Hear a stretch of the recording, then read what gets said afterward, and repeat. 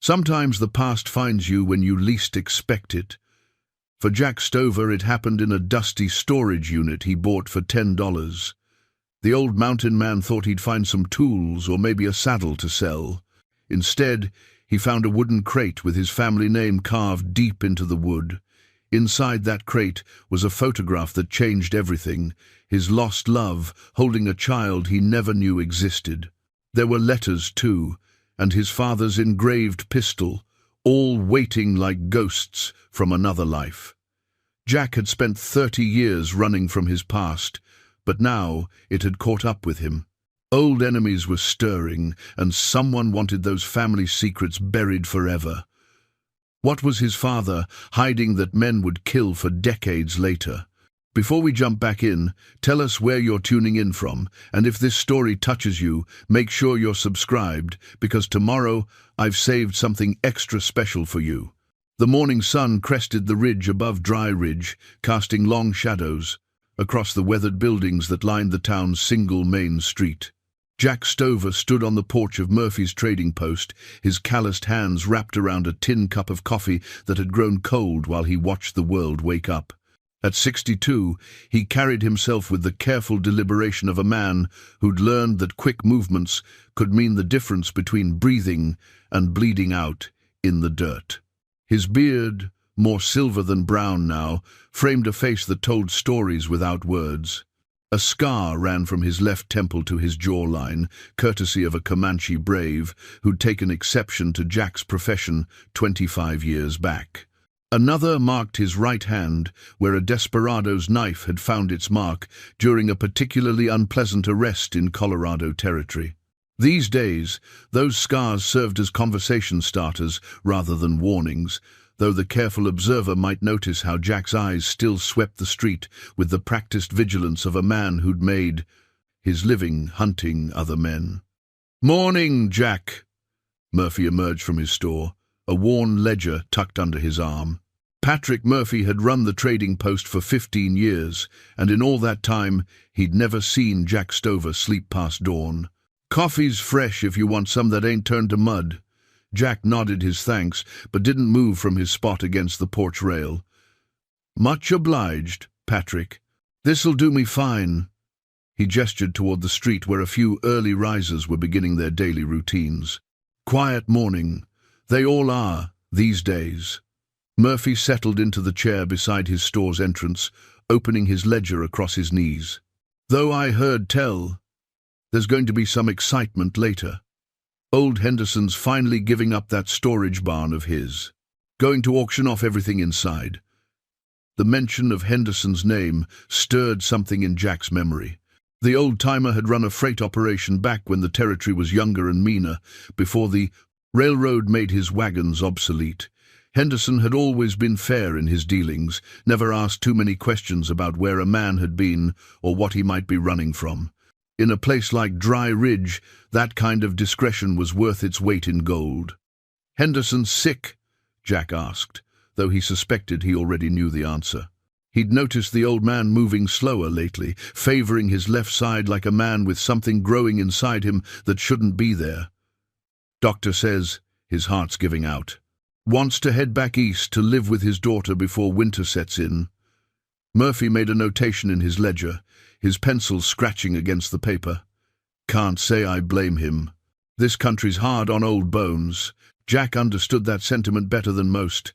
His own bones ached more with each passing winter, and there were mornings when getting out of bed felt like a negotiation between his will and his body's increasingly vocal protests. Still, the idea of leaving Dry Ridge, of abandoning the life he'd built here, felt like admitting defeat.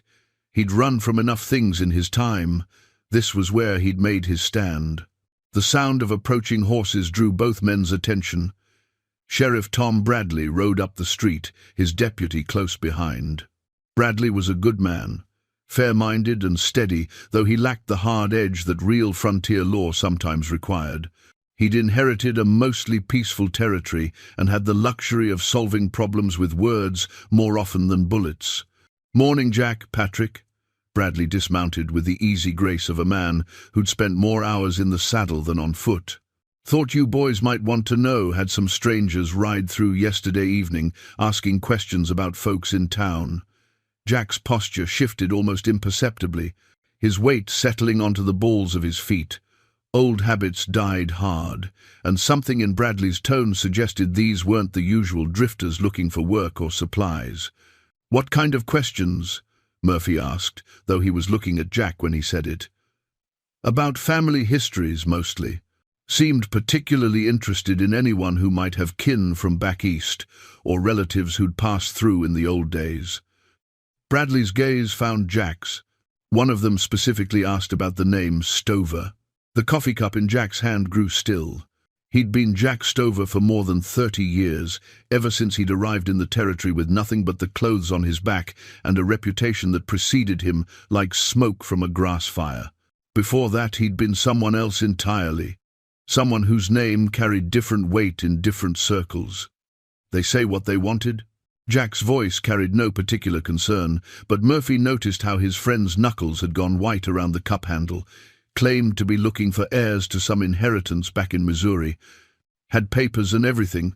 Looked official enough. Bradley shifted his weight, his hand unconsciously checking the position of his holster. Thing is, something about them didn't sit right. The papers were too clean, and their horses were too good for men doing that kind of work. Jack nodded slowly, filing away the information while his mind worked through the possibilities. An inheritance could be legitimate. His father had owned property once upon a time, before the war changed everything.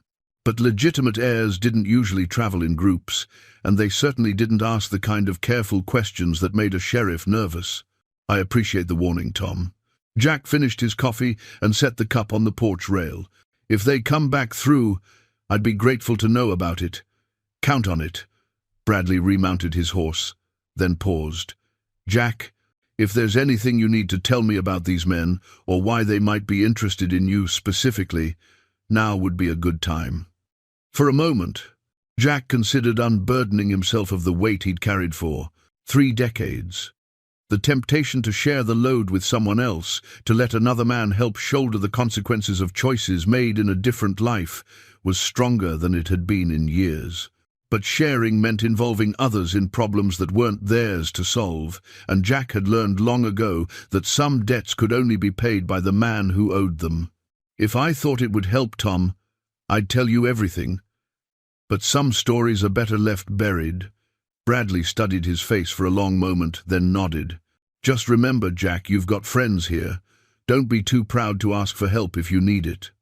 After the sheriff rode away, Jack and Murphy sat in comfortable silence for several minutes. The trading post owner had never been one to pry into another man's business, but 15 years of friendship had taught him to read the signs. Whatever trouble might be coming Jack's way, it had roots that ran deeper than anything growing in Dry Ridge. "Henderson's auction starts at noon," Murphy said finally. "Might be some useful things in those storage units. Tools, leather goods, maybe even some firearms if you're interested in adding to your collection." Jack considered this. He had no particular need for more possessions. His small cabin outside town held everything a man required for simple living. But Henderson had been in the freight business for nearly 40 years, and freight men accumulated interesting cargo over time. Sometimes they held on to things that other folks preferred to keep private, items that told stories their owners would rather forget. "Might be worth a look," Jack agreed. "Man like Henderson, he's seen a lot of history pass through his hands." The auction drew a modest crowd by Dry Ridge standards, perhaps 20 souls looking for bargains or entertainment on a slow Tuesday afternoon. Jack recognized most of the faces: local ranchers hoping for tools or tack, housewives eyeing furniture and household goods, and a few speculators from neighboring towns who made their living buying low and selling high. Henderson himself stood beside the auctioneer, his weathered face bearing the grey pallor of a man whose time was measured in months rather than years. He nodded to Jack when their eyes met, a gesture of acknowledgement between two men who'd shared the peculiar fraternity of dangerous occupations. The first few lots went quickly: household items, farming tools and furniture that had seen better days but still held useful life. Jack bid on nothing, content to watch and listen while the auctioneer worked through Henderson's accumulated possessions. It wasn't until they reached the storage units that his interest sharpened. "Now, we come to the locked units," the auctioneer announced, consulting his notes. "These here structures have been sealed for various periods, some as long as 15-20 years. Contents unknown, sold as is, with no guarantees. We'll start with Unit 1. The first unit contained mainly rotting grain sacks and rusted farm implements. The second held furniture wrapped in canvas that had protected it reasonably well from the elements. Jack found himself studying the crowd more than the merchandise, noting faces and measuring the intensity of various bidders' interest. It was during the bidding for Unit 3 that he noticed the stranger. The man stood at the back of the crowd, dressed in clothes that were too fine for a casual auction, but not so formal as to draw immediate attention. His boots were expensive leather, his hat bore no dust from travel, and his hands were clean, not the hands of a man who worked for his living. Most telling of all, he wasn't watching the auctioneer or the merchandise. His attention was focused entirely on Jack. Unit 4 went for $12 to a rancher's wife who hoped it might contain fabric or household goods. Unit 5 brought $15 from a tool collector who'd spotted the handle of what looked like a good axe through a gap in the door. When they reached Unit 6, the stranger at the back of the crowd straightened slightly. "This one's been sealed longest," the auctioneer called out. "Henderson tells me it's been locked up for near 25 years. Previous owner left it for storage fees, never came back to claim it. Let's start the bidding at $5. Several hands went up, but the bidding was half-hearted. 25 years of neglect could turn valuable items into expensive disappointments. Jack found himself raising his hand when the bidding reached $8, though he couldn't have explained exactly why. Something about the unit's long abandonment appealed to him. The idea that someone had left their possessions behind and never returned spoke to experiences he understood. "I've got $8, the auctioneer called. "Do I hear 9? The stranger's hand went up. $9. "Do I hear 10? Jack raised his hand again, his eyes finding the stranger's 90 sit across the crowd. The man's face revealed nothing, but there was an intensity in his gaze that suggested more than casual interest in the proceedings. $10. "Do I hear 11? The stranger bid again. The pattern continued until they reached $15, at which point most of the crowd had lost interest entirely. Jack could feel Murphy's curious gaze from beside him, but he kept his attention focused on the stranger, who seemed determined to outbid him for a storage unit that probably contained nothing more than mouse droppings and disappointment. At $20, the stranger hesitated for the first time. $20, the auctioneer called. "Do I hear 21? Jack waited, letting the silence stretch. The stranger's hand started to rise, then stopped. Something had changed in his calculation. Perhaps the realization that bidding too aggressively would draw exactly the kind of attention he'd been trying to avoid. "Sold to Mr. Stover for $20. Jack paid his money and received the key, aware that the stranger had already melted back into the crowd. By the time the auction concluded and he made his way to Unit 6, the man was nowhere to be seen. But his horse's tracks in the dust outside town told Jack everything he needed to know about the quality of his mount and the direction he'd taken when he left. The storage unit key turned easily, despite years of disuse.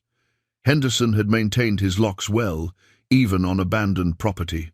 When Jack pulled open the door, afternoon sunlight slanted into a space that hadn't seen light in a quarter-century. Most of the unit contained exactly what he'd expected: deteriorated fabric, rusted metal, and the accumulated debris of a life interrupted. But in the back corner, protected by canvas and positioned as if placed there deliberately, sat a wooden crate that made Jack's heart skip a beat. Carved into the lid, deep and unmistakable, was the name Stover. Standing in that dusty storage unit, with the afternoon light fading around him and the weight of 25 years pressing down like a physical thing, Jack Stover realized that his carefully constructed life in Dry Ridge was about to change forever. The past he'd spent 3 decades burying had just clawed its way back to the surface, and there would be no putting it back in the ground. Jack carried the crate back to his cabin as the sun settled behind the western peaks, painting the sky in shades of amber and rose. The weight of it seemed heavier than the wood and contents could account for, as if the years themselves had settled into the grain and refused to be lifted. His small home sat in a clearing a mile outside Dry Ridge, far enough from town to ensure privacy, but close enough that smoke from his chimney could be seen by those who might worry if it failed to appear on cold mornings. Inside the cabin's single room, Jack set the crate on his rough-hewn table and lit the oil lamp that served as his evening light. The carved name seemed to pulse in the flickering glow. Stover, cut deep by hands, he remembered, though he'd tried for 30 years to forget them. His father had always been precise in his work, whether carving wood or planning jobs that existed in the shadowy spaces between legal and profitable. The crate's lid lifted with a whisper of old hinges. Inside, wrapped in oiled cloth that had protected them better than time had any right to expect, lay the pieces of a life Jack thought he'd left behind forever. On top, face up as if it had been waiting specifically for this moment, was a photograph that stopped his breath in his throat. The woman in the image sat in a photographer's studio chair, her dark hair arranged in the fashion of 25 years past, her eyes holding that mixture of strength and sadness that Jack remembered better than his own reflection. Sarah Whitmore, the only woman who'd ever looked at Jack Stover and seen something worth saving rather than something worth avoiding. But it was what she held in her arms that made Jack's hands tremble as he lifted the photograph closer to the lamp. A baby, perhaps 6 months old, wrapped in a knitted blanket and sleeping peacefully against his mother's chest. The child's face held the soft features of infancy, but even in the sepia tones of the old photograph, Jack could see something familiar in the shape of the nose, the set of the ears. Beneath the photograph lay a bundle of letters, tied with a ribbon that had once been blue but had faded to the color of winter sky. Jack's name was written on the topmost envelope in Sarah's careful script, the ink brown with age but still legible.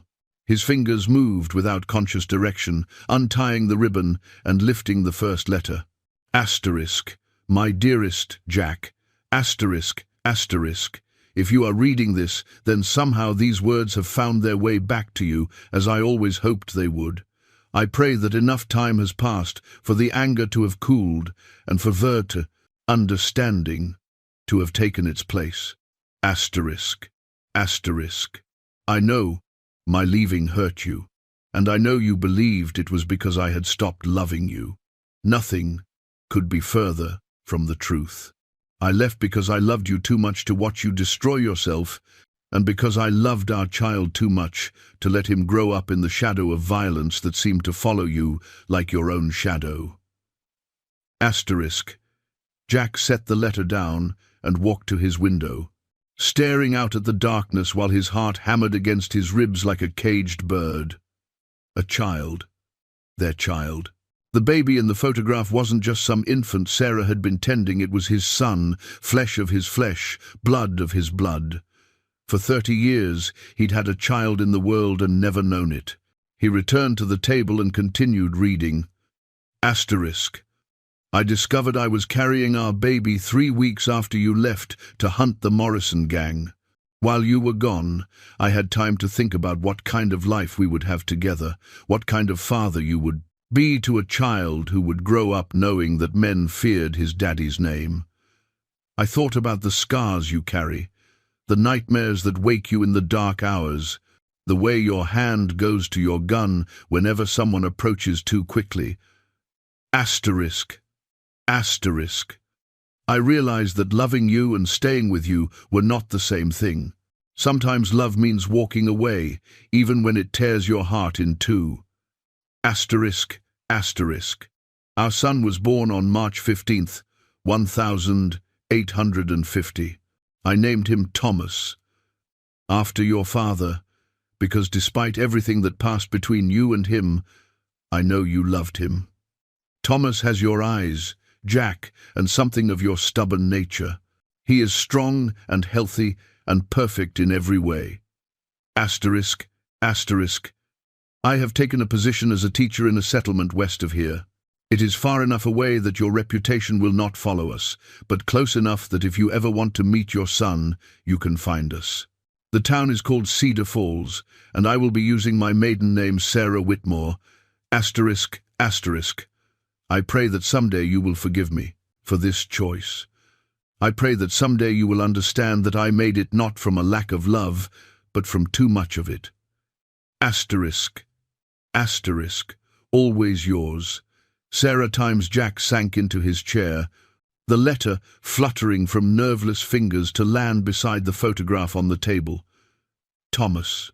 He had a son named Thomas, who would be 30 years old now if he'd lived, who might have children of his own, who might be somewhere in the world carrying on the Stover name without ever knowing the weight that name could carry. With shaking hands, he reached for the second letter. This one was dated 2 years later, the handwriting showing the slight changes that come with time and circumstance. Asterisk. Dearest Jack, asterisk, asterisk. Thomas took his first steps last week, and my heart broke a little knowing that you were not here to see it. He is walking everywhere now, into everything, curious about the world in the way that only children can be. He asks about his papa sometimes, and I tell him that you are a good man who had important work to do. Far away. Asterisk, asterisk. I hope this finds you well and safe. I hope you have found some peace in whatever path you have chosen to walk. There are nights when I wonder if I made the right choice in leaving, but then I watch Thomas sleep, and I know that I gave him something precious, a chance to grow up without fear. Asterisk, asterisk. Cedar Falls has been good to us. The people here are kind, and they do not ask too many questions about a woman's past. I have been able to provide for Thomas through my teaching, and he is thriving in ways that give me hope for his future. Asterisk, asterisk. If you ever decide that you want to be part of that future, you know where to find us. Asterisk, asterisk. With love, Sarah. There were more letters, 7 in all, spanning 5 years. Each one told the story of a boy growing up without his father, of a woman raising a child alone while carrying love for a man who lived in a world too dangerous for the innocence she was trying to protect. The last letter was different from the others, shorter, and written in a hand that seemed less certain. Asterisk. My dear Jack, asterisk, asterisk. This will be my final letter to you. Thomas is 8 years old now, old enough to ask harder questions about why his father has never come to see him. I can no longer give him answers that satisfy either of us. Asterisk, asterisk. We are leaving Cedar Falls. I have accepted a position at a school in Oregon Territory, far enough away that we can start fresh without the questions that seem to follow us wherever we go. I will not tell you where we are going, because I have finally accepted that you will never come looking for us. Asterisk. Asterisk. I want you to know that I do not regret the time we had together, nor do I regret loving you, but I also do not regret the choice I made to leave. Thomas is growing into a fine young man, strong and honest and kind. He deserves a chance at a life that is not overshadowed by his father's reputation. Asterisk, asterisk. Goodbye, Jack. I hope you find the peace that always seemed to elude you when we were together. Asterisk, asterisk. Sarah. Beneath. The letters lay the final item in the crate, a Colt Dragoon revolver, its barrel engraved with the initials J.S. in flowing script. Jack recognized the gun immediately. It had belonged to his father, passed down through 3 generations of Stover men who had made their living in ways that required such tools. The weapon was clean and well-maintained, wrapped in the same oiled cloth that had preserved the letters and photograph. Jack lifted the revolver, feeling its familiar weight in his hand. His father had taught him to shoot with this gun, back in the days before their relationship had soured beyond repair. It was a reminder of better times, when Jack had believed that his father's approval was worth earning and that the Stover name meant something noble. Now, sitting in his cabin with the evidence of his lost family spread before him, Jack understood that someone had kept these items safe for 30 years, waiting for the right moment to return them to him. But why now? Why? Had the crate appeared in Henderson's storage unit at this particular time, and who was the stranger who had tried so hard to outbid him at the auction? Outside his cabin, night sounds filled the mountain air, the hoot of an owl, the distant howl of a coyote, the whisper of wind through pine branches. These were the sounds of Jack's world now, the quiet rhythms of a life he had built, far from the violence and uncertainty of his past. But as he sat holding his father's gun and staring at the photograph of the son he had never known, Jack realized that the past was not done with him yet. Someone knew about Sarah and Thomas. Someone had kept these items safe for 3 decades and had now arranged for them to find their way back to him. And if the stranger at the auction was any indication that someone was not interested in Jack's newfound knowledge remaining a secret, the question was no longer whether Jack would try to find his son, but whether he would live long enough to do it. Jack slept poorly that night, haunted by dreams of a dark-haired woman and a child's laughter he had never heard. When dawn finally broke over the mountains, he found himself sitting at his table, staring at the photograph as if willing it to reveal more secrets. The baby's face seemed different in the morning light, more familiar somehow, as if 30 years had somehow allowed Jack to see his own features reflected in those innocent eyes. After a breakfast he barely tasted, Jack saddled his horse and rode toward town with a destination in mind. If anyone in Dry Ridge could tell him about his father's past dealings, it would be Ezra Coolidge. The old-timer had been in the territory longer than anyone still breathing, arriving during the first wave of settlers when the land was more promise than reality. Ezra had seen the country change from wilderness to civilization, and his memory held stories that most folks preferred to forget. Coolidge lived in a small shack on the eastern edge of town, surrounded by the accumulated debris of 8 decades of living. His front porch sagged under the weight of broken furniture he intended to repair someday, rusted tools that might prove useful again, and stacks of newspapers from towns he'd visited in younger days. The old man himself sat in a chair that had seen better years, whittling a piece of pine while his rheumy eyes tracked Jack's approach. "Well, if it ain't young Stover," Ezra called out, though Jack had been anything but young when they'd first met 20 years ago. "Heard you caused quite a stir at Henderson's auction yesterday. Tom Bradley mentioned you had some competition for that storage unit." Jack dismounted and tied his horse to the hitching post that leaned at a precarious angle beside Ezra's gate.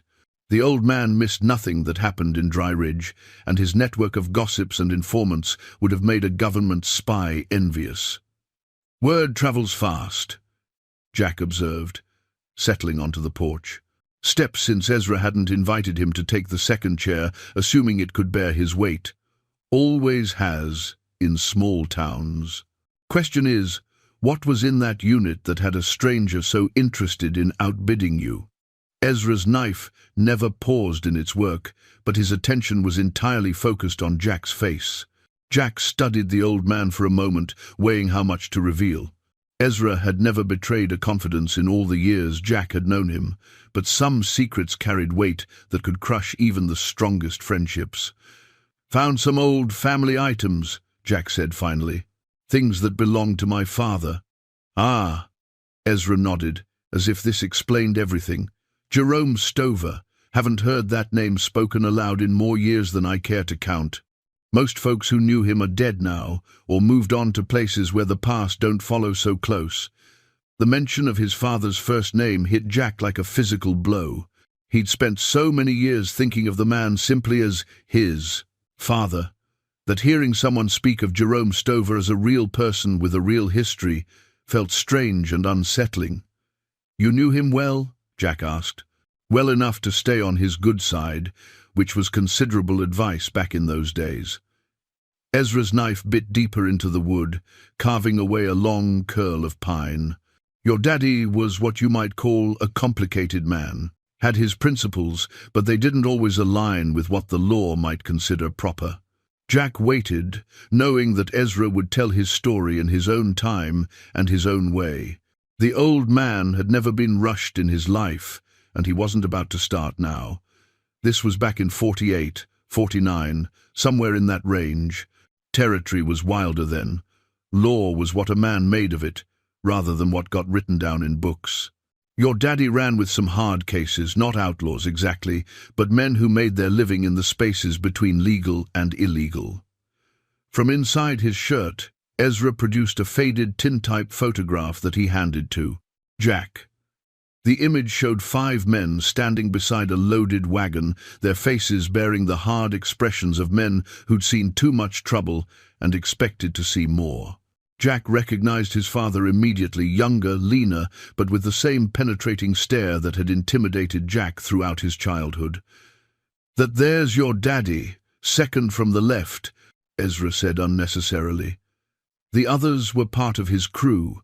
They called themselves freight contractors, but they dealt in cargo that regular freight companies wouldn't touch. Gold shipments, government payrolls, sometimes people who needed to disappear from one place and appear in another. Jack studied the faces of the other men in the photograph.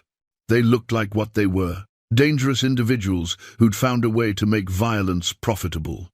His father fit right in, his hand resting casually on the butt of his revolver as if drawing it was as natural as breathing. "What kind of trouble did they get into?" Jack asked, though he suspected he already knew the answer. "The permanent kind, eventually. See, your daddy and his partners got hired to move a shipment of gold from a mining operation up north down to the territorial capital. Legitimate job, or so it seemed at the time. But somewhere between pickup and delivery, that gold disappeared." Ezra paused in his whittling to fix Jack with a meaningful look. "Now, gold don't just vanish on its own. Takes human hands to make that happen." "They stole it," Jack said. "It wasn't a question. Story gets complicated after that. The mining company claimed the gold was worth more than anyone had said initially. The territorial government started asking questions about why their contracted guards had let a fortune slip through their fingers. And the men who'd actually owned that gold, well, they weren't the forgiving type." Jack felt a chill that had nothing to do with the mountain air. What men? Gang called themselves the Crimson Brotherhood. Nasty bunch, led by a fellow named Silas Markham. They specialized in what you might call frontier justice, taking back what they believed was theirs and making sure the thieves never stole from anyone again. The name Markham stirred something in Jack's memory, a whisper of recognition that he couldn't quite place. His father had mentioned that name once, during one of their final conversations before Jack had left home for good. The context had been warning rather than reminiscence. "What happened to my father's crew?" Jack asked. "Picked off one by one over the course of about 2 years. Markham's boys were patient and thorough. They'd track a man for months, learn his habits, find his weaknesses. Then they'd strike when he least expected it." Ezra's knife paused in its work. "Your daddy lasted longest, partly because he was smarter than the others, partly because he had something Markham wanted more than just revenge.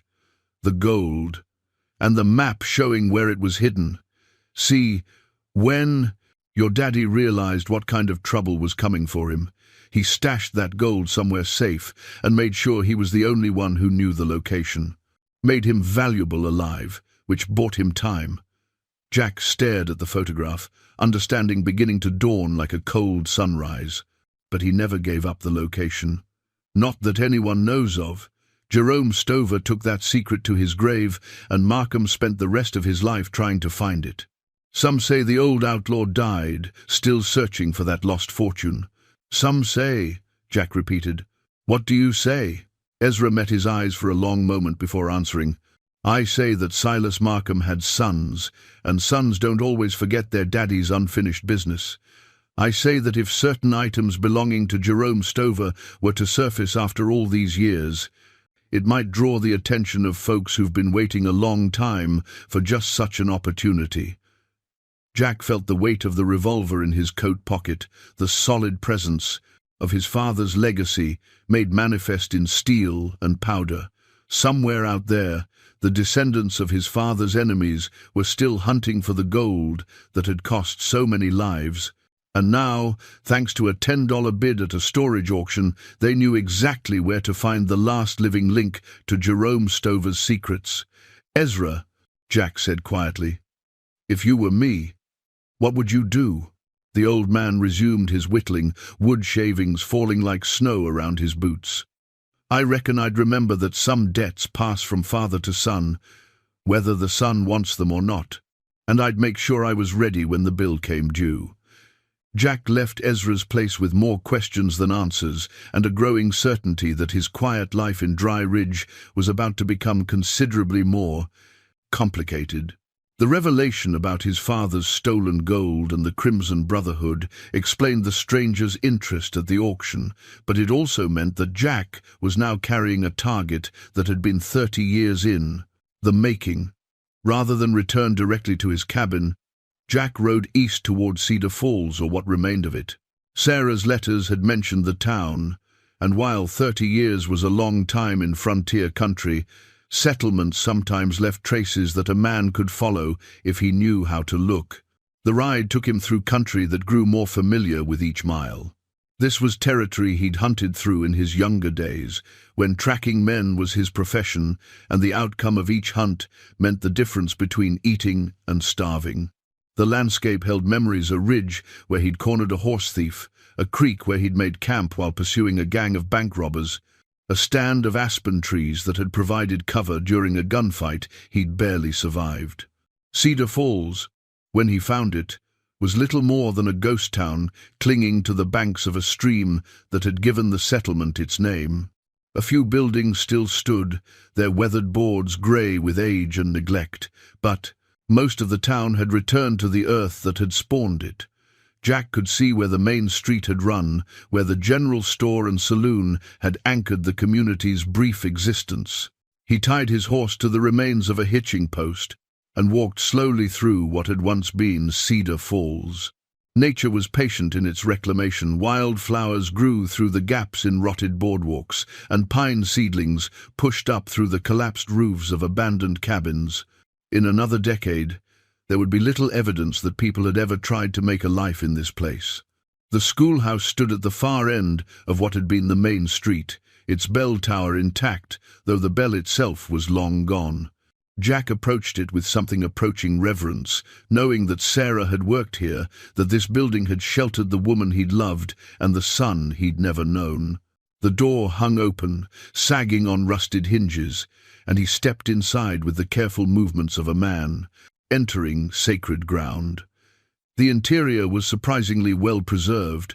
Wooden desks sat in neat rows, though decades of weather had warped and stained them beyond use. A slate blackboard still hung on the front wall, its surface bearing the faint traces of lessons taught long ago. Jack could almost hear the sound of children's voices reciting their letters, could almost see Sarah standing at the front of the room, her dark hair pinned back as she guided young minds through the mysteries of reading and arithmetic. On the teacher's desk, weighted down by a chunk of quartz, lay a folded piece of paper that looked far too recent to be a relic of Cedar Falls' abandoned past. Jack approached it cautiously, his hand instinctively checking the position of his father's revolver. The paper was clean and white, clearly placed there recently by someone who knew he would come looking. He unfolded it to find a hand-drawn map marked with X's and dotted lines, along with a message written in a careful script, asterisk. If you want to know what happened to Sarah Whitmore and her son, follow the marks. But know that you're not the only one looking for them now. Asterisk. The map showed the territory between Cedar Falls and the Oregon border, with several locations marked along what appeared to be an old wagon route.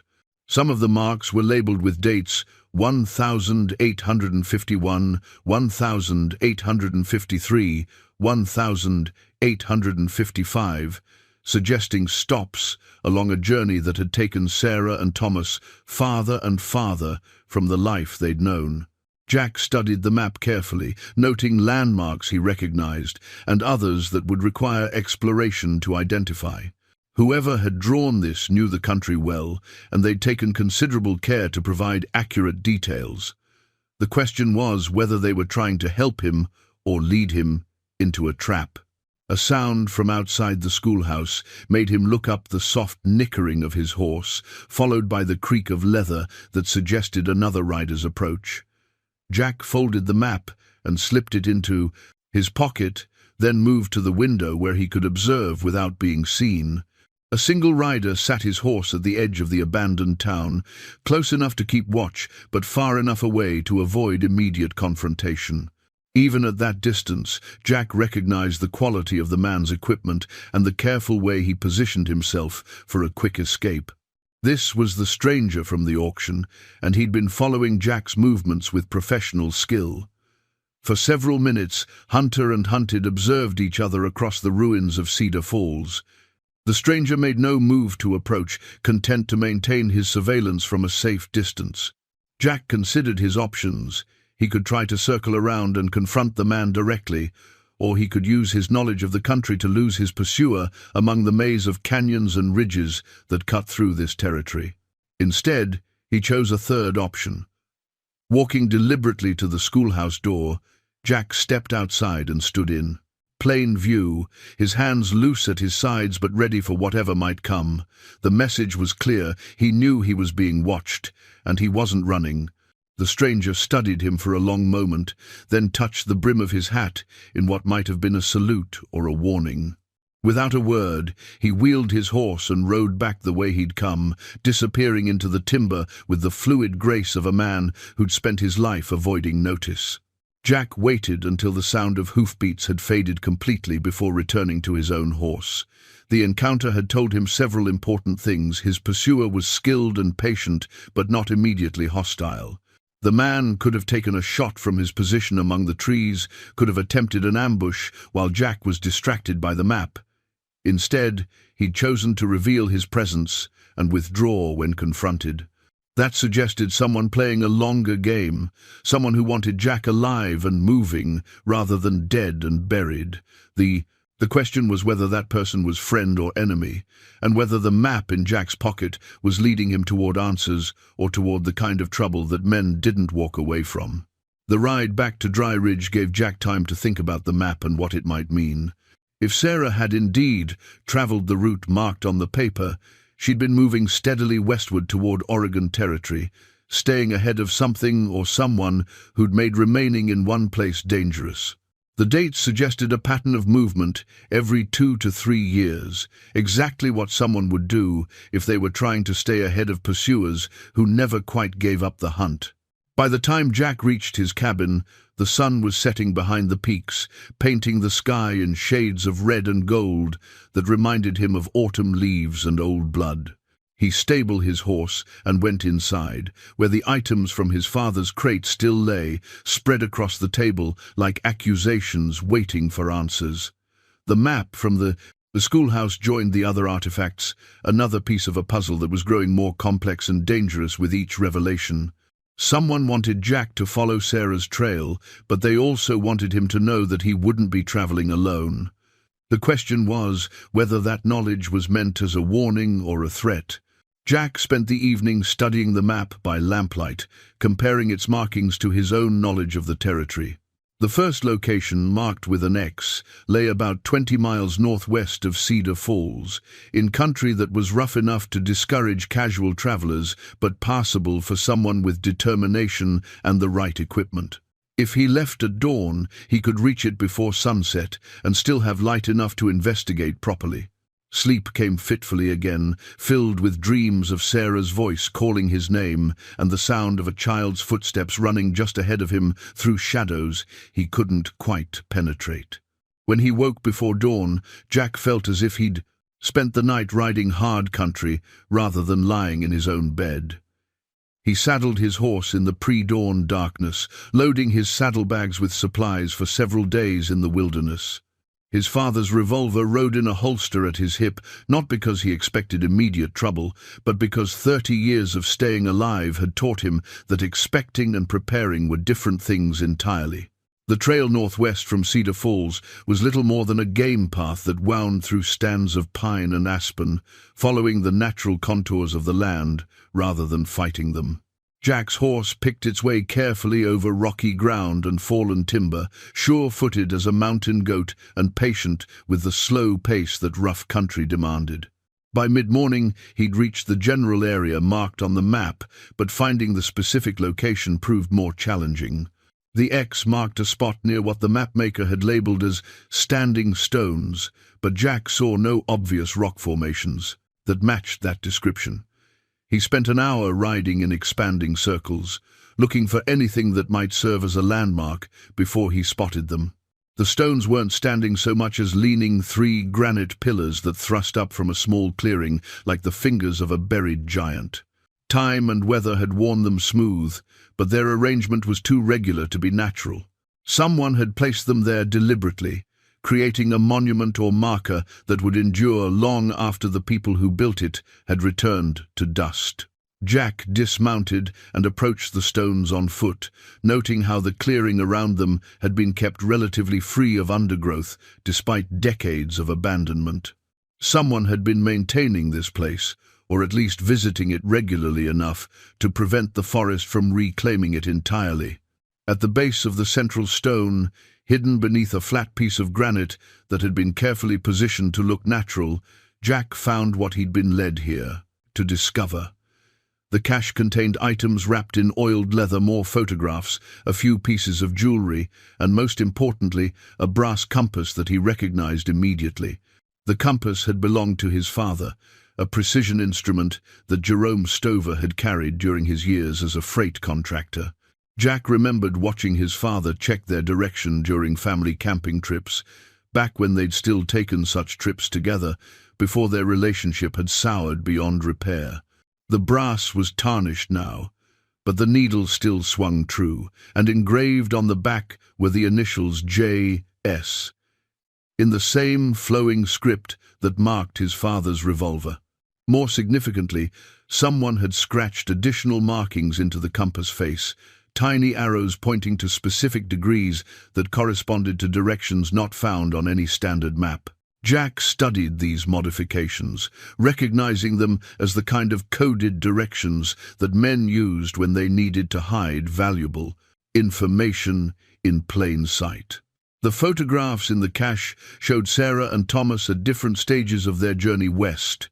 In the earliest images, taken perhaps a year after she'd left Jack, the boy looked to be walking confidently and had grown into the sturdy build of a frontier child. Sarah appeared older, more worn by the constant travel and uncertainty, but her eyes still held the strength that had first attracted Jack to her. The later photographs told a different story. By the time Thomas appeared to be 6 or 7, both mother and son looked over their shoulders with the wariness of people who knew they were being hunted. Sarah had lost weight, her face bearing the sharp angles of chronic worry, while the boy had developed the careful posture of a child who'd learned that sudden movements could mean danger. The final photograph in the collection stopped Jack's heart cold. It showed Sarah's grave, a simple wooden cross bearing her name, and the dates 1825 to 1861. She'd been 36 when she died, still young enough to have many years ahead of her, but the frontier had claimed her as it claimed so many who tried to build lives in its harsh embrace. Standing beside the grave in the photograph was Thomas, now clearly a young man of perhaps 21, his face bearing the hard expression of someone who'd buried his mother in hostile country with no one but himself to depend on. The boy had grown tall and lean, with the kind of build that suggested strength earned through necessity rather than leisure. Even in the faded image, Jack could see something of himself in the young man's stance and the set of his shoulders. But it was what Thomas held in his hands that made Jack's breath catch in his throat, a bundle wrapped in cloth, the same kind of bundle that had contained Jack's father's personal effects. The young man was holding his grandfather's legacy, preparing to carry forward the burden of secrets and unfinished business that seemed to pass from one Stover generation to the next. The sound of approaching horses broke Jack's concentration. He quickly rewrapped the photographs and compass, securing them in his saddlebags before moving to a position where he could observe the clearing without being easily seen. Two riders emerged from the tree line, moving with the confident ease of men who knew exactly where they were going. Jack recognized one of them immediately, the stranger from the auction who'd been following his movements. The second man was older, with the kind of weathered face that spoke of decades spent in hard country doing harder work. Both men were well armed and alert, their eyes scanning the clearing for signs of recent presence. "He's been here," the older man said, his voice carrying clearly in the still air. "Horse tracks are fresh, probably within the last hour." "Took him longer than expected to figure out the compass directions," the stranger replied. "Maybe old Jerome didn't teach his boy as much as we thought."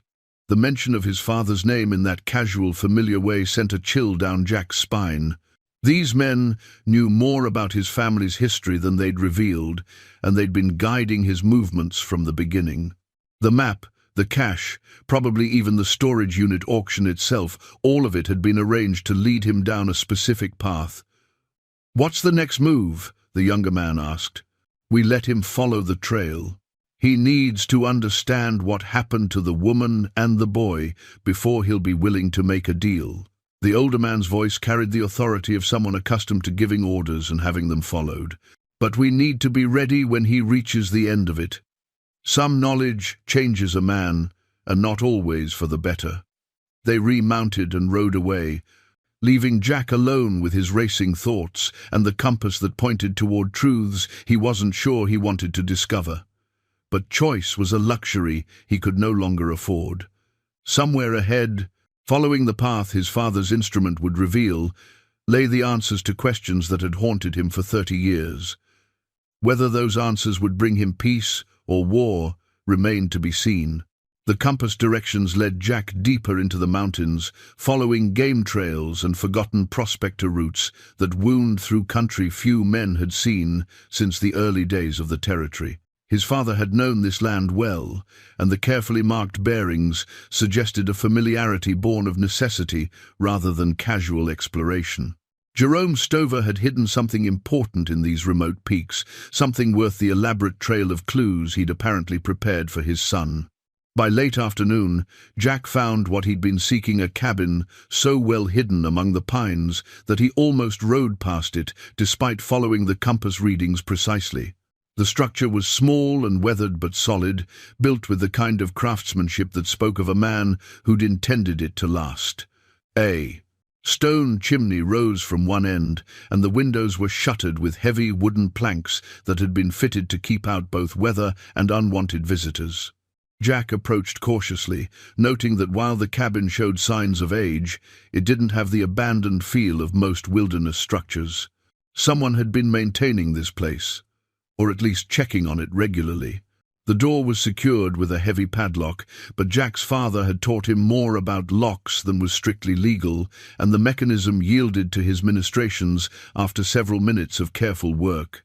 Inside, the cabin was a museum of his father's hidden life.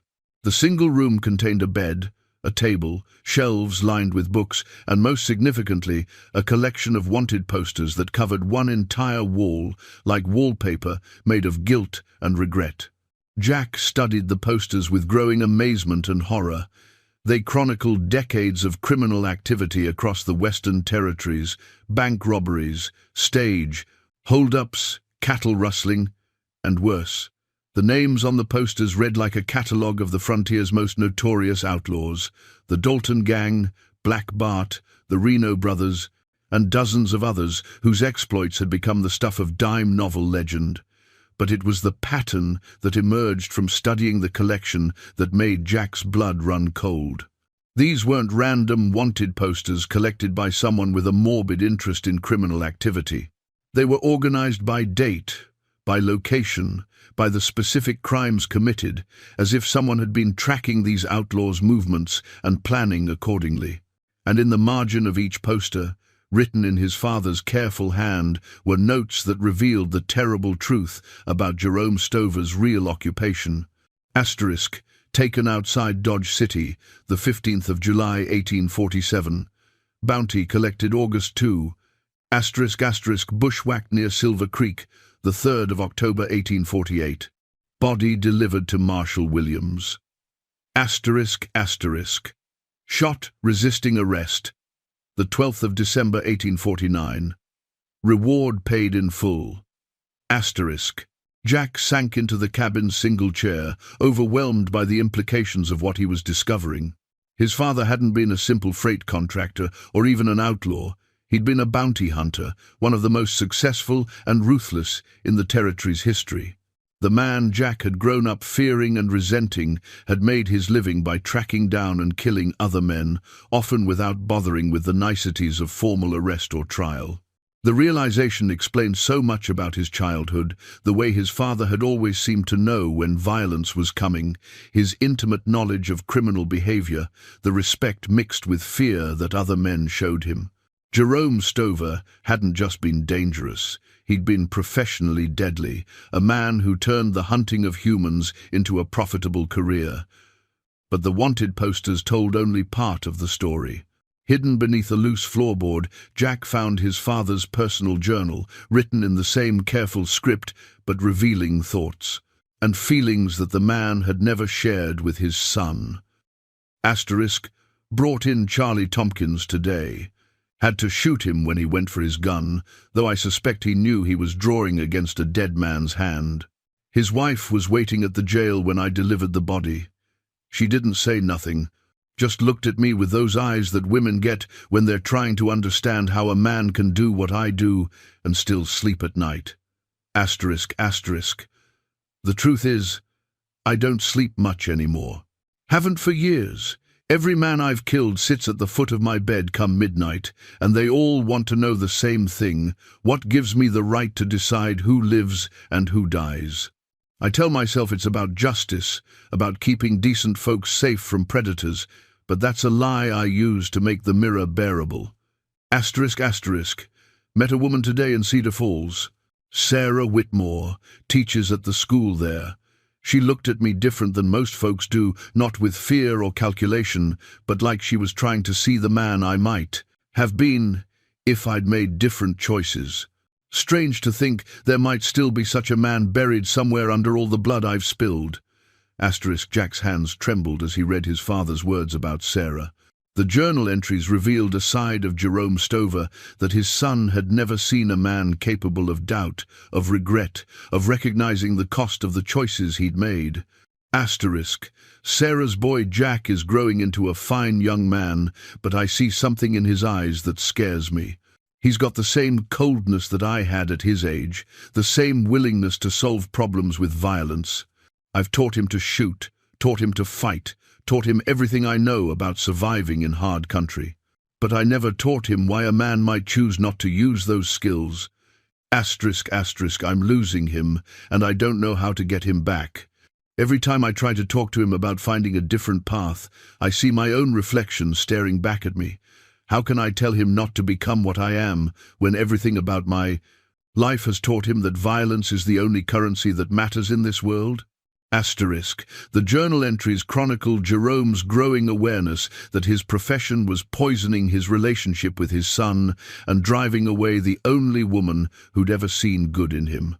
The later entries revealed his desperate attempts to find a way out of the life he'd built, to accumulate enough money to leave the territory and start fresh somewhere his reputation couldn't follow. The Markham job was supposed to be the last one. Enough gold to buy a new life for all of us. Somewhere, Sarah and Jack could be proud to speak my name. But gold has a way of corrupting even good intentions, and Silas Markham was never going to let that much money disappear without a fight. I've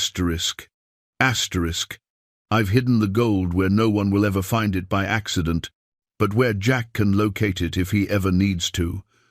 The compass will guide him to it, but only if he understands what he's really inheriting.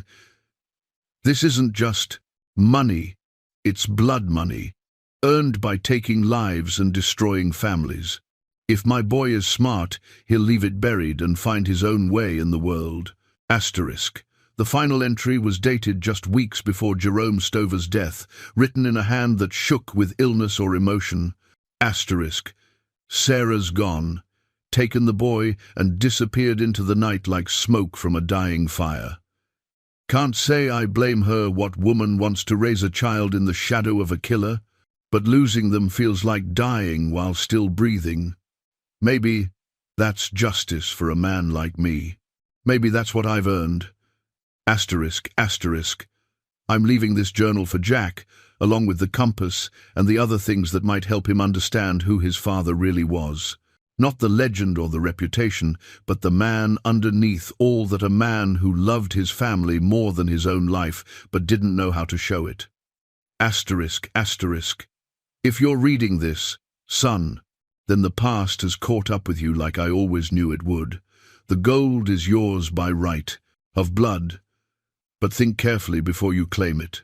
Some inheritances are heavier than others, and this one comes with a price that might be more than you're willing to pay. Asterisk. Jack closed the journal and sat in the gathering darkness of the mountain cabin, surrounded by the artifacts of his father's secret life. Outside, night sounds filled the air, the hoot of an owl, the rustle of wind through pine branches, the distant howl of a coyote. These were the sounds of the wilderness his father had known, the country that had shaped both their destinies in ways Jack was only beginning to understand. The man he'd spent his adult life trying not to become had been more complex than he'd ever imagined. A killer who'd recognized the cost of killing, a father who'd loved his son enough to drive him away rather than corrupt him further. Jerome Stover had been many things, but he hadn't been the simple monster that Jack had carried in his memories for 30 years. Now, sitting in the father's hidden sanctuary with the evidence of a lifetime's regrets spread before him, Jack began to understand that his own path had been shaped by his father's choices in ways he'd never suspected. The question was whether he would repeat those choices or find the courage to forge a different destiny. Jack spent the night in his father's cabin, reading through the journal by candlelight and trying to reconcile the man he'd known with the complex figure revealed in those pages. When dawn broke over the mountain peaks, he knew he had to follow the trail to its end, wherever it might lead. The compass pointed northwest, toward the Oregon border and whatever truth waited there. The journey took 3 days, through increasingly difficult country. Jack pushed hard, driven by a sense that time was running short and that the men following him were allowing his lead for reasons that might not remain benevolent much longer. His horse grew gaunt from the pace and the sparse grazing available in the high country, but the animal seemed to sense its rider's urgency and pressed on without complaint. On the third evening, following compass bearings that led through a narrow canyon barely wide enough for a horse and rider, Jack emerged into a valley that took his breath away. Hidden among towering peaks, sheltered from wind and weather by walls of stone, lay a settlement that shouldn't have existed. Beaver Creek, according to a weathered sign at the valley's entrance, population 47. The town was small but prosperous-looking, with neat cabins, a general store, a blacksmith shop, and even a small church with a bell tower that caught the evening light.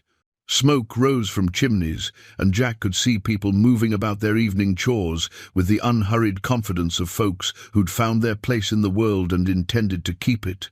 What struck him most about Beaver Creek was how defensible it was. The valley had only one entrance, easily watched, and more easily defended by a few determined men with rifles. This wasn't just a settlement, it was a refuge, a place where people could disappear from the wider world and build lives free from whatever troubles had driven them to seek sanctuary. Jack rode slowly down the valley's main street, acutely aware of the attention his arrival was drawing. Men paused in their work to study him with the careful eyes of people who'd learned to evaluate strangers quickly and thoroughly. Women gathered children closer, and more than one hand drifted toward a weapon before the townspeople apparently decided he wasn't an immediate threat. The general store served as the town's informal gathering place, and Jack tied his horse to the hitching post outside before stepping onto the covered porch. Through the windows, he could see several men in conversation, their voices carrying the low, serious tones of people discussing important business. "Help you with something, mister?" Jack turned to find a woman in her 50s watching him from the store's entrance. She had graying brown hair and intelligent eyes that missed nothing, and something about her posture suggested she was more than just a shopkeeper. She was someone people in Beaver Creek looked to for guidance. "Name's Jack Stover," he said, removing his hat in the polite gesture his mother had taught him decades ago. "I'm looking for information about some folks who might have passed through here years back. A woman named Sarah Whitmore and her son Thomas." The woman's expression didn't change, but Jack caught the slight tightening around her eyes that suggested the names meant something to her. "I'm Martha Henley," she replied. "My husband and I run the store here. Been in Beaver Creek for near 20 years now." She paused, studying Jack's face with the intensity of someone trying to solve a puzzle. "You said Stover. That name familiar somehow."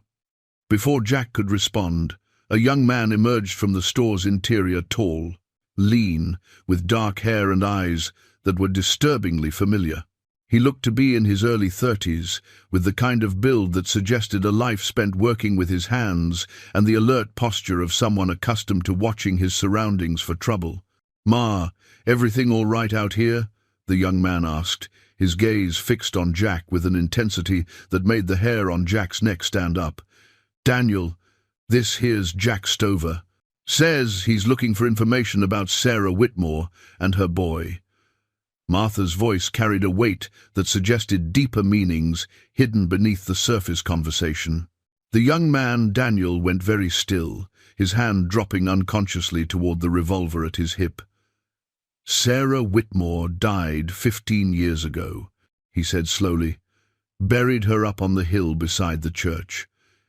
Jack felt the world shift around him, as if the ground beneath his feet had suddenly become less solid. "And her son Thomas?" "Thomas Whitmore died defending this town from raiders 8 years back," Daniel replied, his voice carrying the careful control of a man discussing painful memories. "Took 3 bullets, but held the pass long enough for the women and children to get to safety. We buried him beside his mother." The words hit Jack like physical blows, stealing his breath and leaving him struggling to process what he'd just heard. His son, the child he'd never known existed, was dead, had been dead for 8 years. All the years of wondering, all the hope he'd carried without even realizing it, collapsed into a grief so sudden and complete that it threatened to drive him to his knees. "Thomas had a family," Martha said gently, as if she understood what Jack was feeling. "A wife and a little boy. Rebecca died in childbirth 4 years after Thomas passed, but the boy survived. Smart little fellow. Looks just like his daddy did at that age." Jack raised his eyes to study Daniel's face more carefully, seeing now what he'd missed before. The shape of the nose, the set of the ears, the way the young man held his shoulders, these weren't just familiar features. They were family features, passed down through generations of Stover men. "How old is the boy?" Jack asked, though he thought he already knew the answer. 12 this past spring," Daniel replied. "Name's Timothy, but folks call him Tim. He's been staying with Martha and me since his mother passed. We've been raising him as our own." Jack sank onto the store's wooden steps, overwhelmed by the magnitude of what he was discovering. He hadn't just found his son's trail, he'd found his grandson, a boy who carried Stover blood but bore another man's name, who lived in this hidden valley completely unaware of his true heritage. "You're him, aren't you?" Daniel said suddenly. "You're Thomas's father, the bounty hunter Sarah used to talk about." "She talked about me?" "Near every day, especially toward the end. Said she'd made the hardest choice of her life leaving you, but she'd made it for love, not from lack of it." Daniel sat down beside Jack on the steps, his hostility replaced by something approaching sympathy. Thomas grew up knowing he had a father somewhere out there, but Sarah made him promise never to go looking. Said it would only bring trouble to folks who didn't deserve it. "She was right," Jack said quietly. "Trouble's coming, and it's my fault for stirring up things that should have stayed buried." Martha joined them on the porch, her expression troubled. "What kind of trouble?" Jack looked up at her, then at Daniel, weighing how much to reveal and how much to keep hidden. These people had given his son and grandson sanctuary, had built lives here in this hidden valley where the outside world couldn't reach them. But the outside world was reaching them now, and it was coming because Jack had opened doors that should have remained closed. "There are men following me," he said finally. "Dangerous men who believe my family owes them. Something from way back. I thought I was just chasing ghosts, but I've led them right to you." "How many men?" Daniel asked, his hand unconsciously checking his revolver again. "At least 2 that I know of. Maybe more. They've been tracking my movements since I found some old family items in a storage auction. I think they want information about gold my father stole 30 years ago." Martha and Daniel exchanged a look that carried volumes of unspoken communication. "Your father," Martha said slowly, "wouldn't happen to be Jerome Stover, would it?" Jack nodded, surprised by the recognition in her voice. "Thomas told us about his grandfather. Said Jerome visited Sarah once, not long before she died. Gave her something to keep safe, told her it was for the boy when he came of age." Martha stood up, brushing dust from her apron. "Daniel, I think it's time we showed Mr. Stover what Thomas left for his son." They led Jack inside the store and through a door that opened onto the Henley family's living quarters. In the back bedroom, Martha lifted a loose floorboard and withdrew a cloth bundle that Jack recognized immediately, the same kind of oiled canvas his father had used to protect important documents. Inside the bundle were papers that made Jack's heart race. A birth certificate listing Thomas Stover as the father of Timothy Jerome Whitmore, adoption papers showing that Daniel and Martha Henley had legally taken responsibility for the boy after Rebecca's death, and most significantly, a letter addressed, "For Timothy's grandfather, when he comes looking." Jack opened the letter with trembling hands and read his dead son's words. "Asterisk. If you're reading this, then you've found us at last, and I hope it means you've also found some measure of peace. Mother told me stories about you, about the man you were before the world made you hard, about the love you shared that was strong enough to survive even separation. Asterisk, asterisk. I won't lie and say I never resented your absence, but I understand now why Mother made the choice she did. Some men are born for gentle lives, and some are born for harder paths. You were born for the hard path, but that doesn't make you less worthy of love or family. Asterisk, asterisk. If something has happened to me, if I'm not here to raise my son, then I'm trusting you to help Timothy understand where he comes from without being burdened by it. He's a good boy with a good heart, and he deserves a chance at the peaceful life that neither you nor I were allowed to live. Asterisk, asterisk. The gold you're looking for is hidden where Grandfather Jerome showed me. Before he died, Timothy will inherit it someday, but only if you think he's ready for what comes with it. Some legacies are heavier than gold, and some prices are too high for any man to pay. Asterisk. Asterisk. Your son." Thomas Times Jack finished reading and looked up to find Daniel and Martha watching him with expressions of profound sympathy and growing concern. "The men following you," Daniel said. "They're not just after gold, are they? They're after the boy." Jack's question about the men pursuing Timothy hung in the air like smoke from a grass fire, visible, threatening, and impossible to ignore. Daniel's face had gone hard, with the kind of determination that Jack recognized from his own mirror, the look of a man preparing to fight for what mattered most. "Tell me about these men," Daniel said, his voice carrying the quiet authority of someone who'd led others through dangerous times. "How many, how well armed, and how much do they know about this place?" "At least 2, maybe more by now. Well mounted, well equipped, and they've been tracking my movements for days." Jack set his son's letter carefully on the table, treating it with the reverence due to words written by the dead. "They know enough about my family's history to have orchestrated everything from the storage auction onward. This whole thing, finding the crate, following the trail, ending up here, it's been planned." Martha moved to the window. her eyes scanning the valley entrance with the practiced vigilance of someone who'd learned to watch for trouble. "How long do you think we have?" "Not long. They've been keeping their distance, letting me lead them where they want to go. But now that I've found what they're really after, they won't wait much longer." Jack stood up, his mind already working through defensive possibilities. "We need to get Timothy somewhere safe and prepare for a fight." "Timothy's at the school," Daniel said. "Martha runs it 3 days a week for the Valley children. There are 8 kids total, ranging from 6 to 14. If trouble's coming, we need to think about all of them, not just Tim." Jack felt the weight of responsibility settling on his shoulders like a familiar coat. These people had built something precious in this hidden valley, a community where children could grow up safe from the violence that plagued the outside world. Now, because of his family's bloody legacy, that safety was about to be shattered. "Can the women and children be evacuated?" he asked. "There's an old mine shaft on the far side of the valley, about 2 miles through rough country.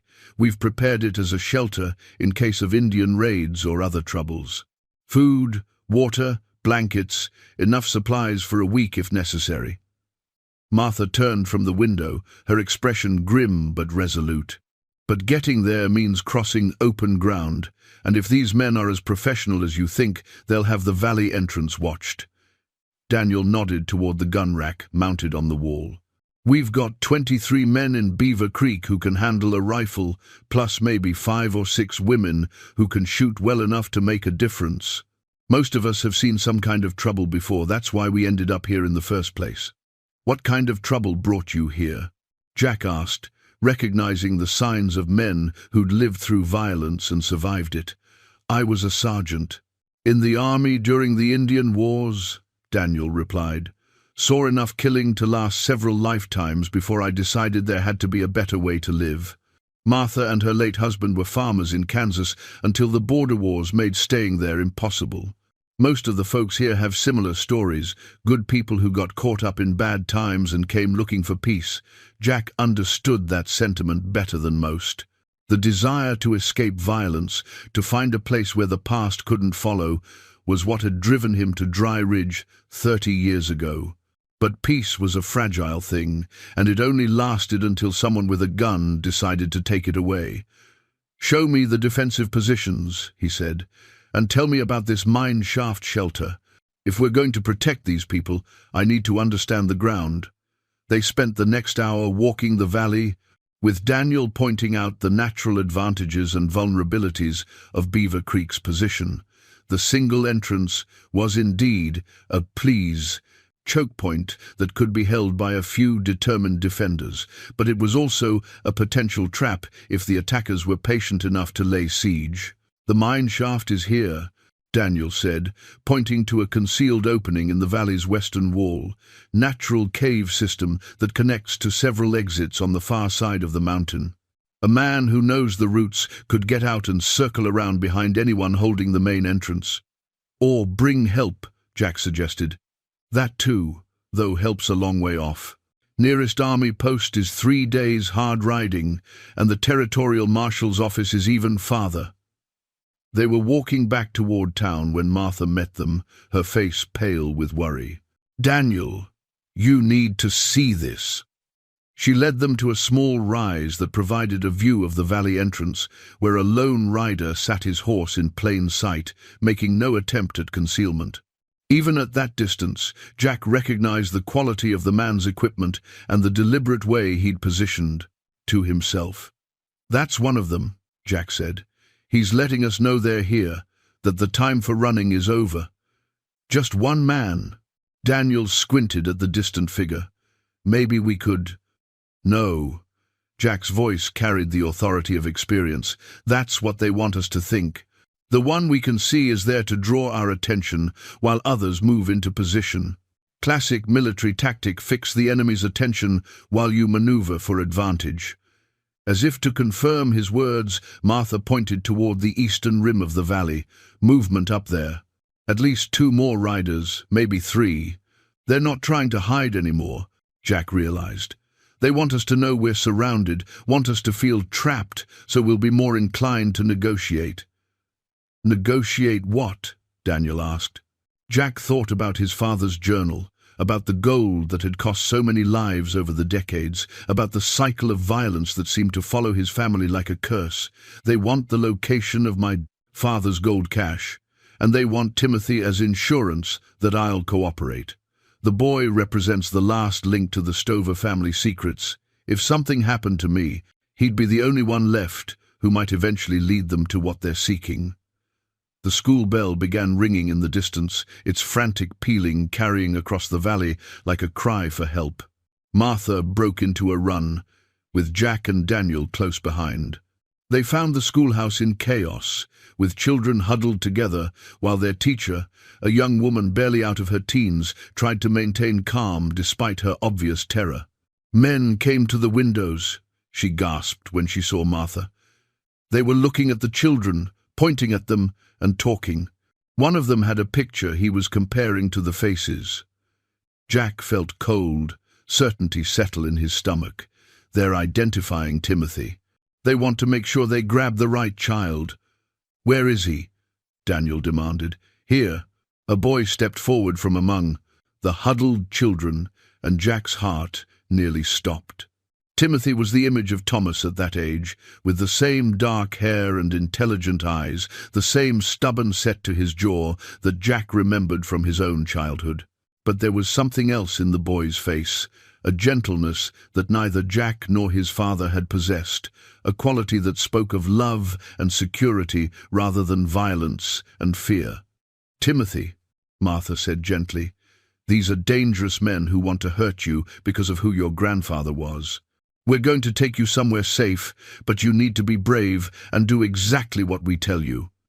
The boy nodded solemnly, displaying the kind of mature acceptance that frontier children developed early. "Am I in trouble because of something my real papa did?" "No, son," Jack said, kneeling so he could meet the boy's eyes at his own level.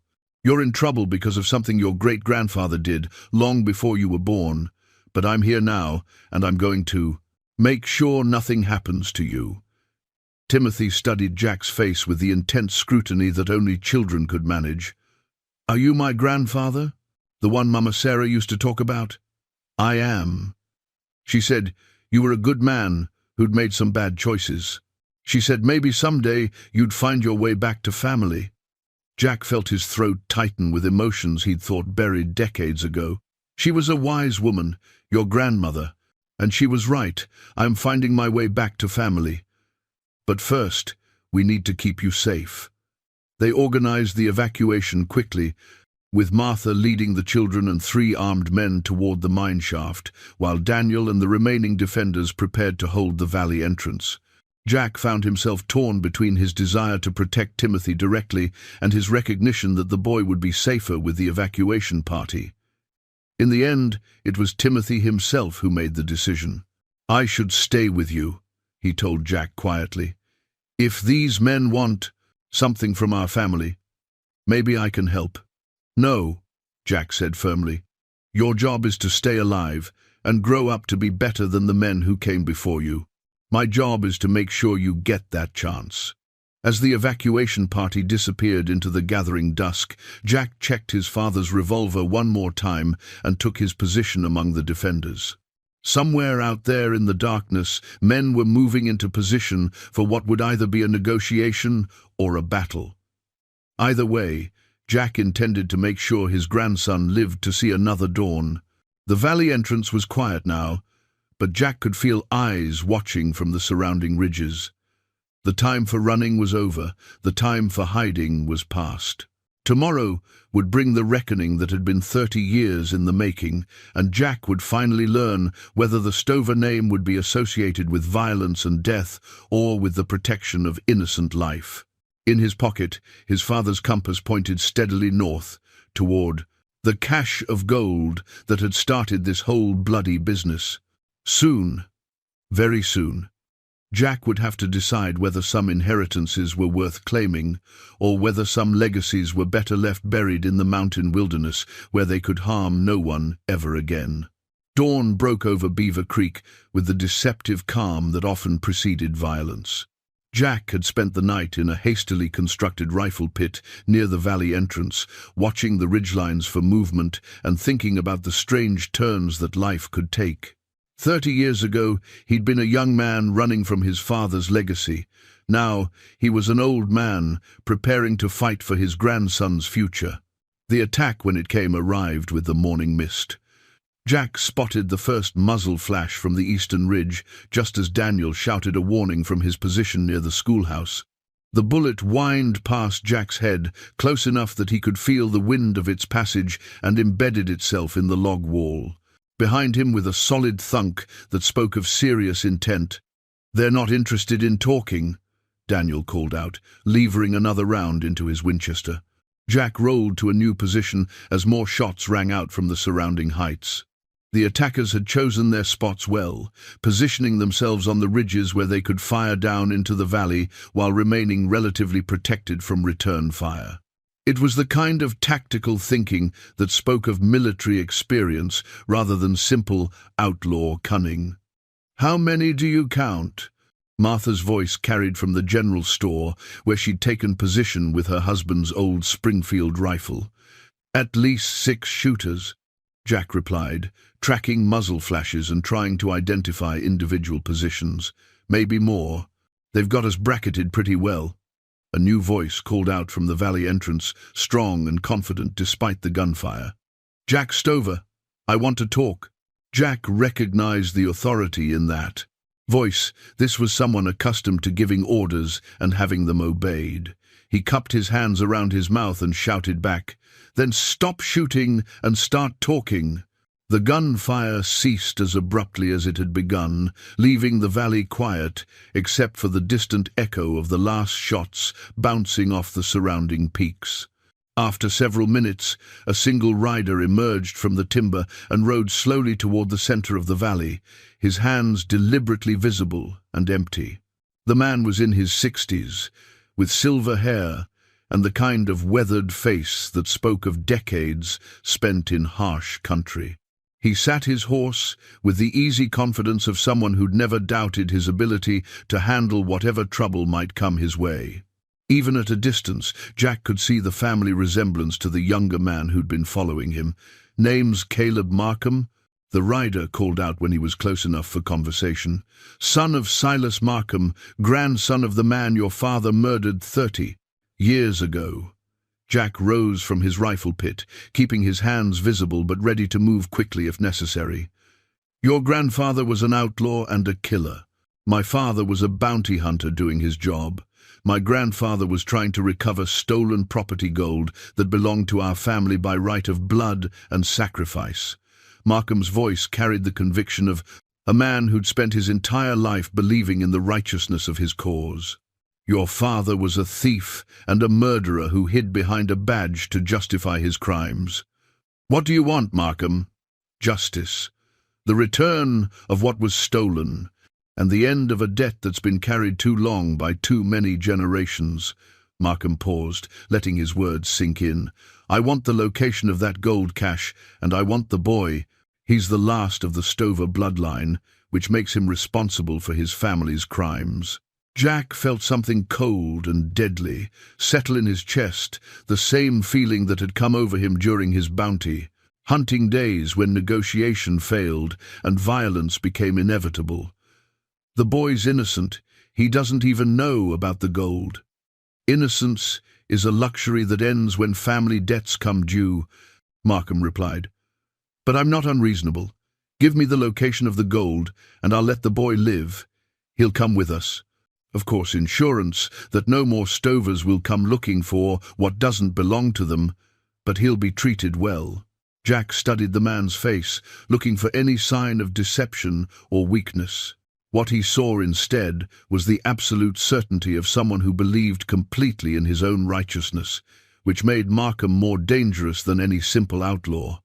"And if I refuse, then we take the valley apart, one building at a time until we find him. These are good people here, Stover. They don't deserve to suffer for your family's sins.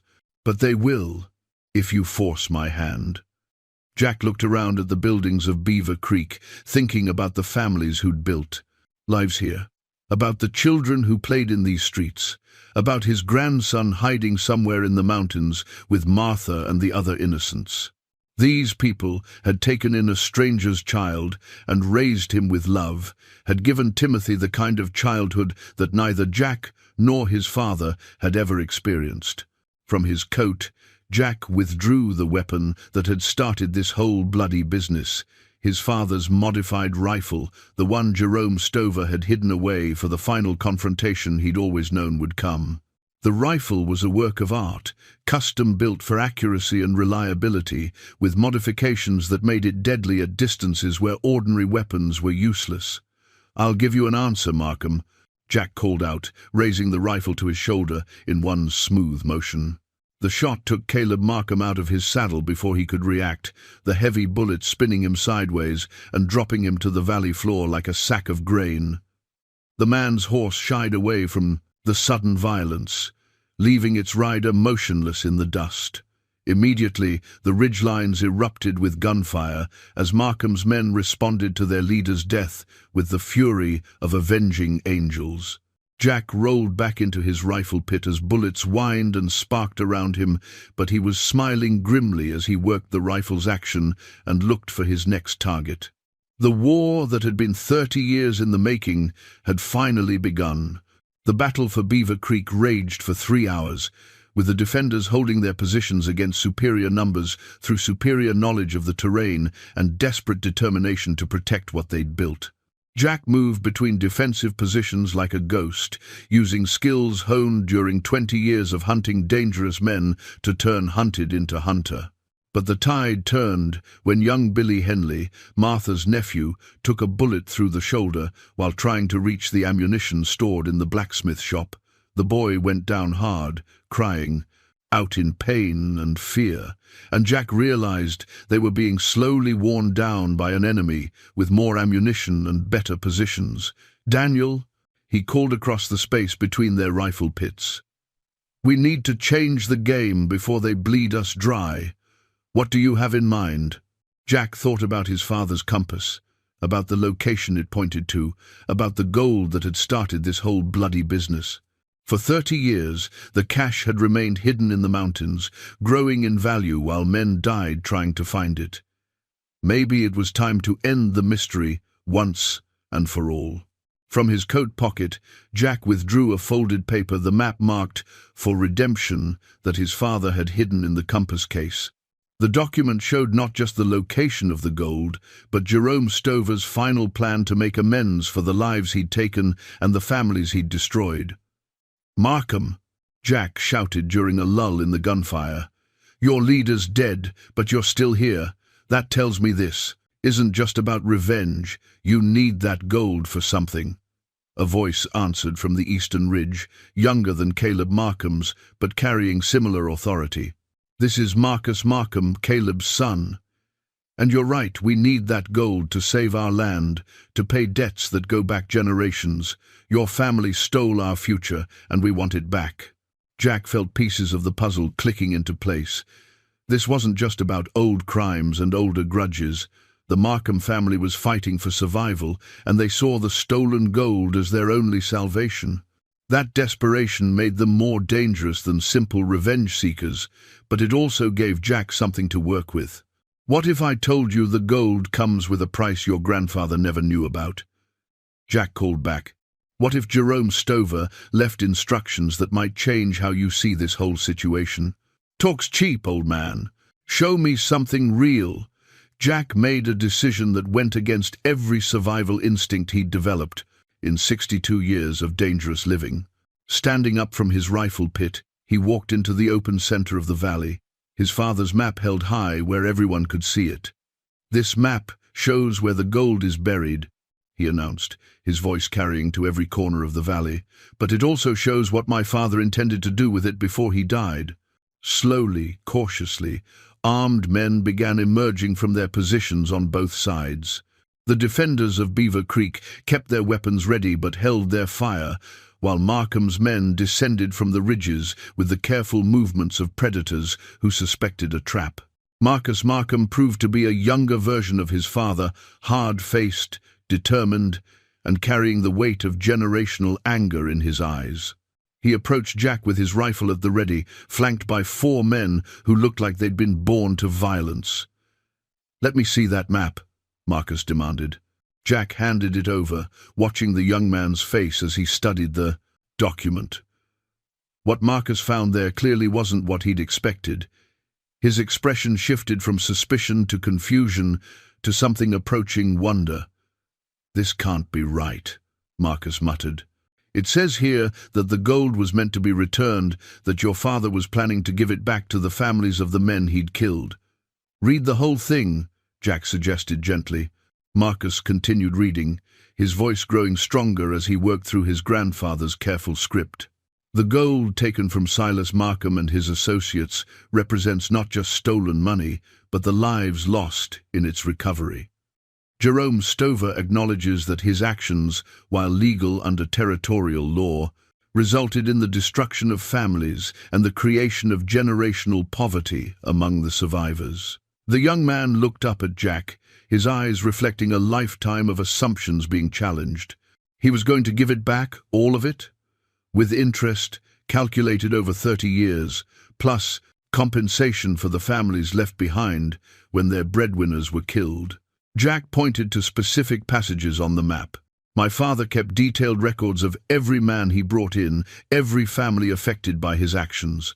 He intended this gold to be distributed among the survivors according to need and circumstance." Marcus Markham stood in silence for a long moment, the map trembling in his hands. Around him, his men shifted nervously, sensing that the foundation of their lifelong mission was crumbling beneath them. "Why didn't he do it?" Marcus asked finally. "Why didn't he follow through?"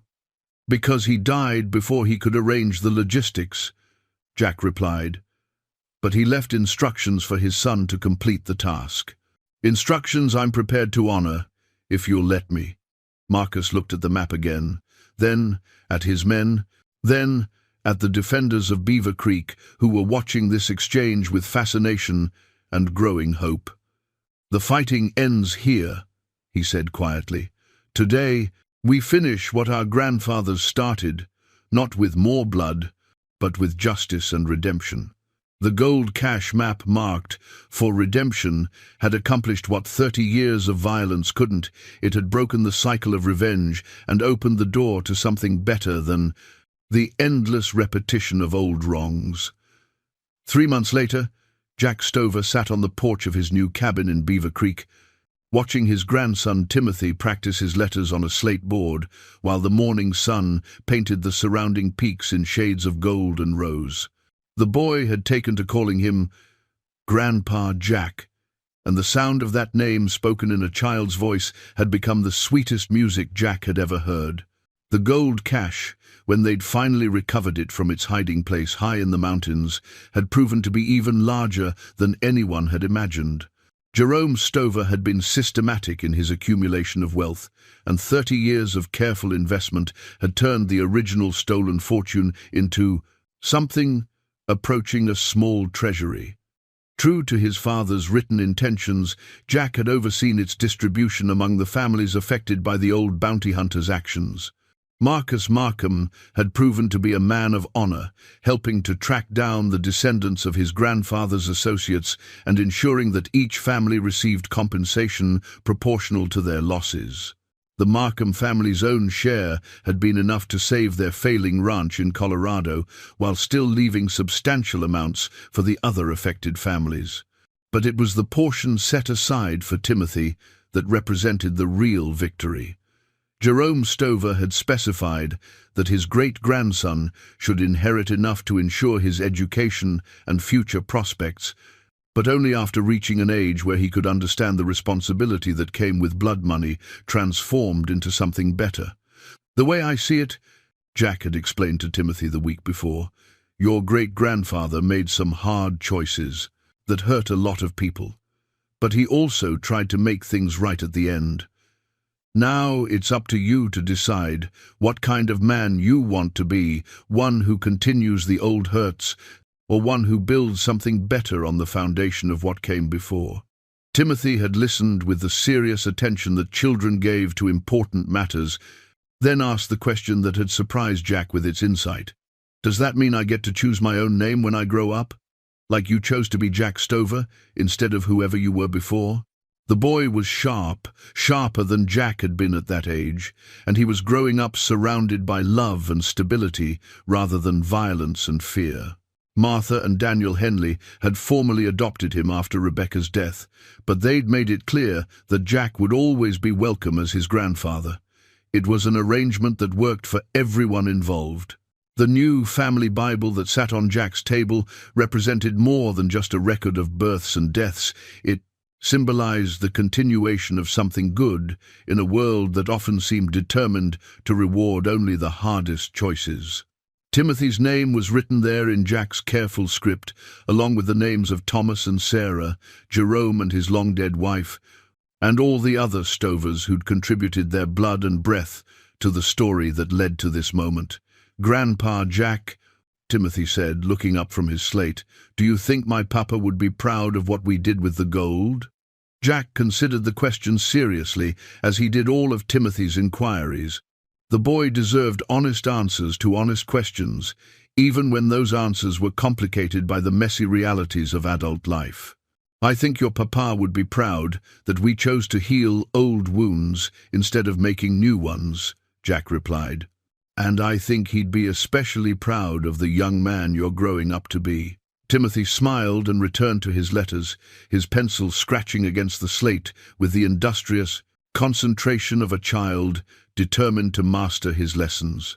Jack watched him work and marveled at how different this boy's childhood was from his own, how Timothy could focus on learning and growing without constantly looking over his shoulder for threats that might never come. The sound of approaching horses drew Jack's attention to the valley entrance, where Sheriff Bradley rode in with his usual, unhurried dignity. Tom had made the journey from Dry Ridge several times since the events at Beaver Creek, partly to check on Jack's welfare, and partly because he genuinely enjoyed the company of people who'd found their way to something approaching peace. "Afternoon, Jack," Bradley called as he dismounted. "Thought you might want to know. Got word from the territorial capital that Marcus Markham has been appointed as a special agent for tracking down other cases of old frontier justice that might need reviewing. Seems your father's redemption plan has caught the attention of some important people." Jack nodded, unsurprised by the news.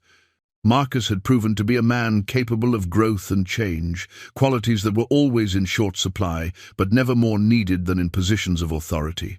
"Any word on how the other families are doing with their compensation?" Jack asked.